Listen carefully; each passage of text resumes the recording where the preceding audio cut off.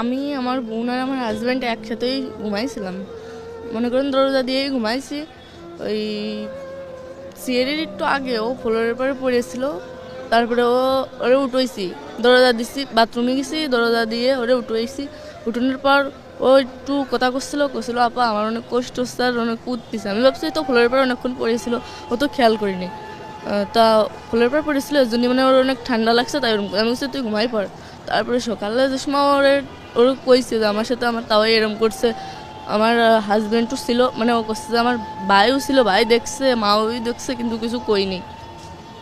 তা আমি করছি, তারপরে আমি করছি আমার হাজব্যান্ডের ডাক দিয়ে কইছি যে হচ্ছে আমি কি মাগের কাছে সব কবো, এর আগেও আব্বু এরম করছে আমার সাথে। করছে কি আমারে ধরে অনেক মারছে, আর মারে ওই ঘরের ভিতরে আটকাই থুইছিল।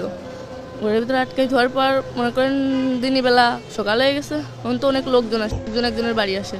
তারপরে সকালের সাথে সাথে ঘর খুলে দিচ্ছে, আর আমারে কইছে যাতে কিছু না কই। মনে করেন ওরে তো একবার মানে কেউ টের পাইছে জন্য ছাড়িয়ে দিচ্ছে। কইছে যে তুই যদি কিছু কোস তাহলে তোর বোনটা টের পাবেন না।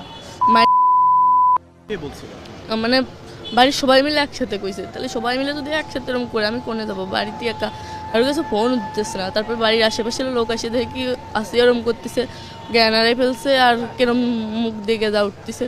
তারপর আমি সেই সময় ফোন নিয়ে আম্মুরে ফোন দিছি। সবাই কইছে আমার শাশুড়ি, তারপরে সবাই কর পরে নিয়ে গেছে হসপিটালে। নেওয়ার পরে আম্মুরা যেই গেছে, আমার আম্মুরা সেই সময় আমার শাশুড়ি দেহেই পলাইছে। আর বাড়িতে আমার শ্বশুর ছিল, আমার দেবর ছিল, আমার হাজব্যান্ড ছিল, ওনারা তিনজনই পুলিশ গেছে আর পলাইছে। মানে বেশি যে সময় লোক হয়ে গেছে সেই সময় পলাইছে। আর আমার সাথেও এরকম এর আগে একবার হয়েছে।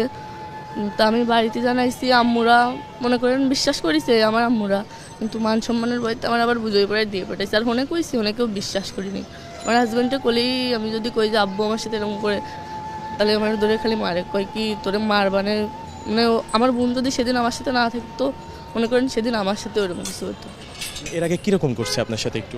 মনে করেন আমি বাথরুমে আইছি, আব্বু আমার মানে আমার শ্বশুর আমার পিছন থেকে জড়াই ধরছে, মানে ও কিছু করতে চাইছিল, কিন্তু মানে মনে করেন সেই সময় বেশি রাত না, রাস্তায় লোক যাচ্ছিল, এর জন্য কিছু করিনি। মানে আমার হাজব্যান্ড তো সব জানে, ওই দরজা খুলে দিচ্ছে। মনে করেন যে মানে কেউ টের পাই মন জায়গায় সেরে থুতো যে কেউ জানতো না। মানে যখন দরজা খুলছে আপনি কি জানেন মানে কয়টার দিকে হইতে পারে? ওই আড়াইটের দিক, মানে সিঁড়ির পরেই আমি ওরে পাইছি, সিঁড়ি খাওয়ার পর। হ্যাঁ জি, আমরা রাতে খাওয়ার পর তিনজন একসাথে দরজা দিয়ে ঘুমাই পড়ছিলাম। তারপর মাঝরাত্রি ওরে পাইছি, মানে সিঁড়ি খাওয়ার পর আমি বাথরুমে উঠছি, যেই দরজা খোলা। তারপরে ও করছিল যে আপা আমার অনেক কষ্ট হচ্ছে। আমি ভাবছি ফ্লোরের পর পড়ে রয়েছে, এর জন্য ওর ওরম লাগতেছে। বলছি তুই ঘুমাই পড়। সকালেও করছে আমার সাথে, তাও এরম করছে। ভাই দরজা খুলে দিচ্ছে, কিন্তু ভাই হচ্ছে কিছু কই নেই, মানে কথা কথি পারতেছে না, অনেক কষ্ট হচ্ছে। আমি বুঝতেছি, আমি যে মা আগের কাছে ফোন দেবো, ফোন টোন কেউ কিছু দিতে দিই নেই। আর করছে যে তুই যদি কারোর কাছে কোষ কিংবা তোর বাপ মার কাছে ফোন দিস, তাহলে করলাম তোর বোনরা যেটুকু আছে, কেউ কি চায় তার বোনরে হারাতি? হাজার কষ্টের ভিতরেও কেউ চায় না যে তার নিজের বোনরে হারাতি। সে তোমার নিজের বোন, তাহলে ওর সাথে বেশি কষ্ট মনে করেন যে আমার বাড়িতে আমি জানিও কিছু করতে পারিনি।